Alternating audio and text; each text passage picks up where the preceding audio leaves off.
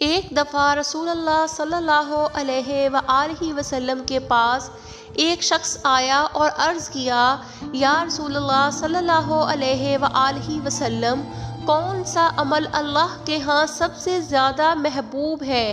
آپ صلی اللہ علیہ وآلہ وسلم نے فرمایا، لوگوں کے لیے آسانی پیدا کرنا، ان سے نرم لہجے میں بات کرنا اور ان کے دل نہ توڑنا۔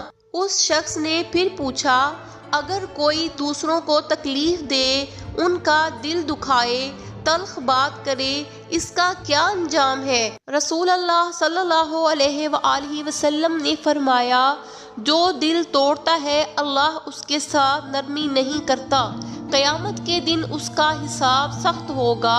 یہ سن کر وہ شخص رو پڑا اور بولا، یا رسول اللہ صلی اللہ علیہ وآلہ وسلم، پھر تو نجات صرف انہی کی ہے جن کے اخلاق اچھے ہیں۔ آپ صلی اللہ علیہ وآلہ وسلم نے فرمایا، ہاں، حسن اخلاق جنت کی کنجی ہے۔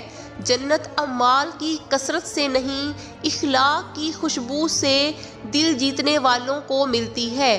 دل جوڑنا عبادت ہے، دل توڑنا گناہ ہے۔